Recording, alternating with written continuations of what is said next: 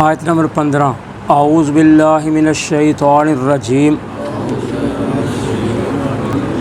بسم اللہ الرحمن الرحیم فَأَمَّا الَّذِينَ آمَنُوا وَعَمِلُوا الصَّالِحَاتِ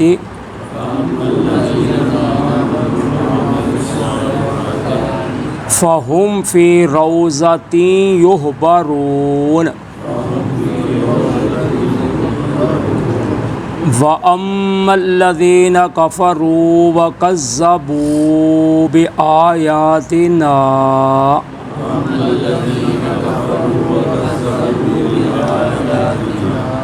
وَلِقَاءِ الْآخِرَةِ فَأُولَئِكَ فِي الْعَذَابِ مُحْضَرُونَ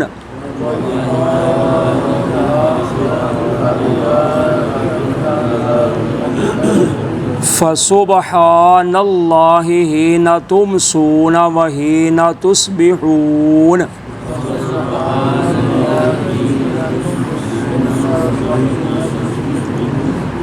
وَلَهُ الْحَمْدُ فِي السَّمَاوَاتِ وَالْأَرْضِ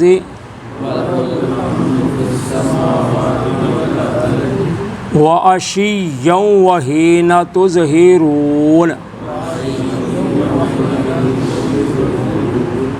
يُخْرِجُ الْحَيَّ مِنَ الْمَيِّتِ وَيُخْرِجُ الْمَيِّتَ مِنَ الْحَيِّ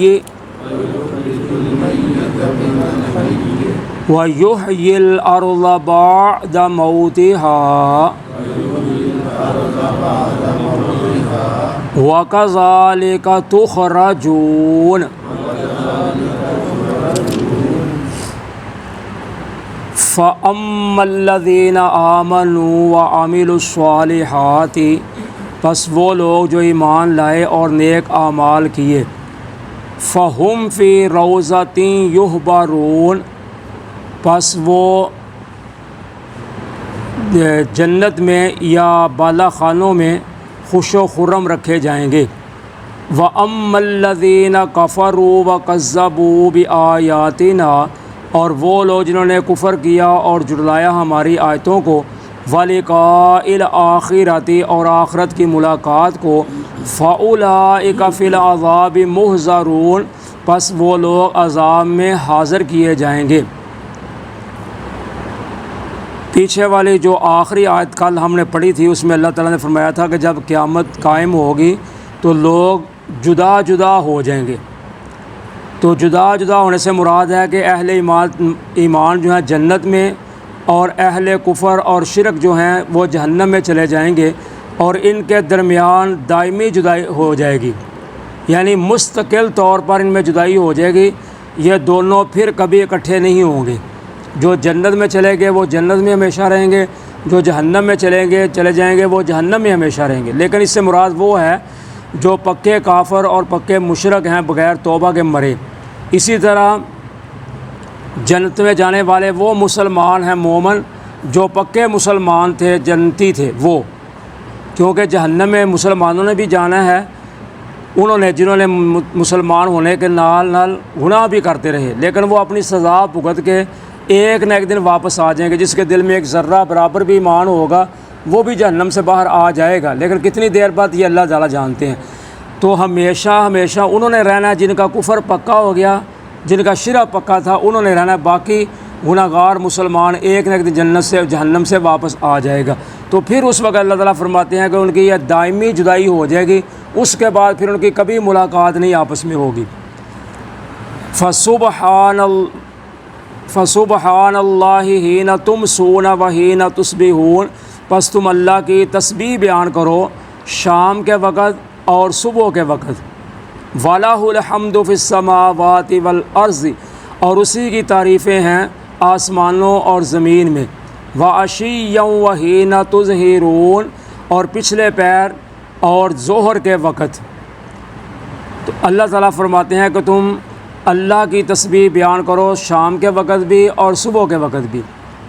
اور اسی کی تعریفیں بیان کرو جو آسمان و زمین کا مالک ہے،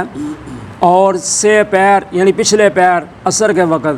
اور وحین تظہرون اور جب تم ظہر کرو۔ تو بعض نے اس سے مراد نماز لی ہے کہ اللہ تعالیٰ نے 5 نمازیں اس میں بیان کر دی ہیں، یعنی شام کے وقت جو ہوتا ہے مغرب اور عشاء، صبح کے وقت صبح کی نماز ہو گئی،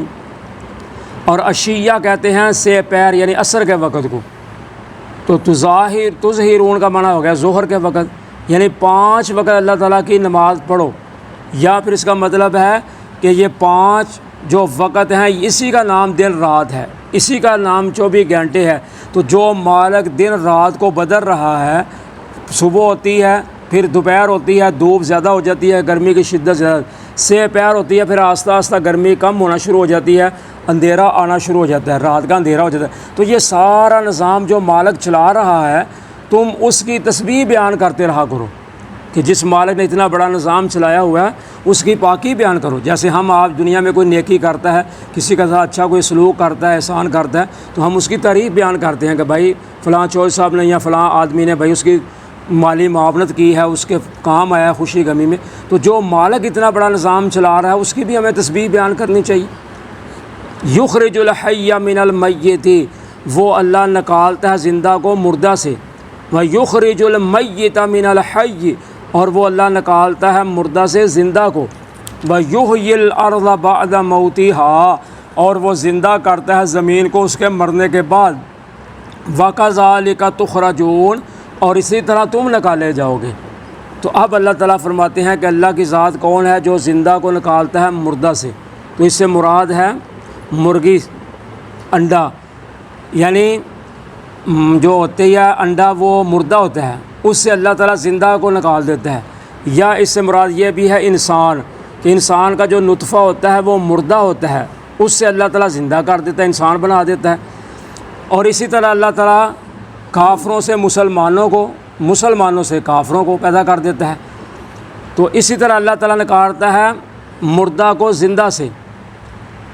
یعنی جو مردہ چیز تھی اس سے زندہ کو پیدا کر دیا۔ تو اسی طرح اللہ تعالیٰ فرماتے ہیں اللہ تعالیٰ زمین کو زندہ کرتے ہیں اس کے مرنے کے بعد، یعنی بنجر ہو جانے کے بعد جب بارش آتی ہے تو اس بارش کے ساتھ صرف نباتات انگوریاں پیدا نہیں ہوتی، کئی قسم کے حیوانات بھی پیدا ہوتے ہیں، جیسے مینڈک ہے، یا جو ہوتے ہیں نا پکڑنے والی مچھلیاں، گنڈووا جس کو کہتے ہیں اپنی زبان میں۔ تو جب بارش ہوتی ہے تو زمین سے یہ چیزیں بھی نکل آتی ہیں۔ اب آپ کو مینڈک کہیں نظر نہیں آئے گا، لیکن جب بارش ہوگی، موسم آئے گا تو پھر یہ بھی زمین سے نکل آئیں گے، اور بھی کئی جانور نکل آئیں گے زمین سے۔ تو اللہ تعالیٰ فرماتے ہیں وہ اللہ جو زمین کو زندہ کرتا ہے اس کے بنجر ہو جانے کے بعد، وَكَذَلِكَ تُخْرَجُونَ، اور اسی طرح تم نکالے جاؤ گے۔ تو جیسے اللہ تعالیٰ زندے سے مردہ، مردے سے زندہ زمین سے نکالتا ہے، تو اسی طرح تم کو بھی اللہ پیدا کر دے گا، تم کو بھی نکال دے گا زمین سے۔ جزاکم اللہ خیرا۔